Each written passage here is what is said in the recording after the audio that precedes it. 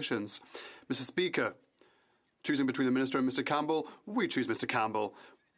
Why is the Minister trying to avoid the truth?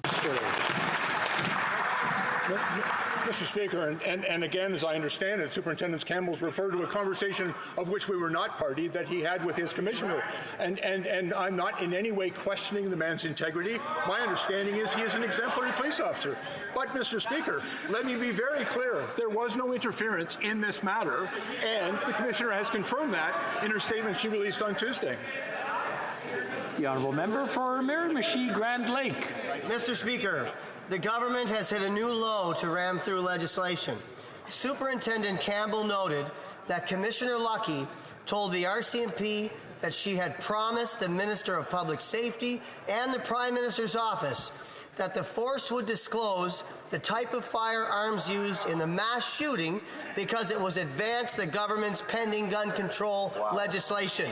Will the Prime Minister admit that he used the suffering and death of Nova Scotians for personal political gain? The Honourable Minister for Emergency Preparedness.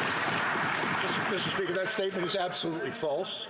And in fact, I would remind this House that our government promised Canadians in the summer of 2019 that we would strengthen gun control and that we would ban military-style assault rifles. I'm sorry, I'm going to have to interrupt.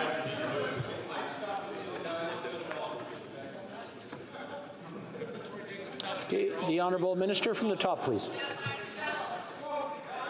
Thank you very much, Mr. Speaker. And as I've said, the member's comments, unfortunately, are absolutely false. And in fact, I would remind this House that in the summer of 2019, we made a promise to Canadians that we would strengthen gun control and ban military assault rifles.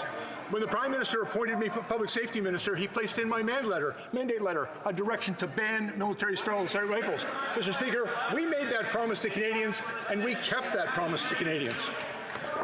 The Honourable Member for Sturgeon River Parkland. Mr. Speaker, during the April 28th meeting with the RCMP Commissioner and Superintendent Campbell, handwritten notes state that the Commissioner promised to release information about an active criminal investigation to support a pending announcement on gun control. Now, the Minister of Emergency Preparedness has been standing in this House saying that there was no interference, but the Prime Minister just said there was no undue interference. The story is changing. The Commissioner was working with the government to advance their political agenda. Does the Minister deny it?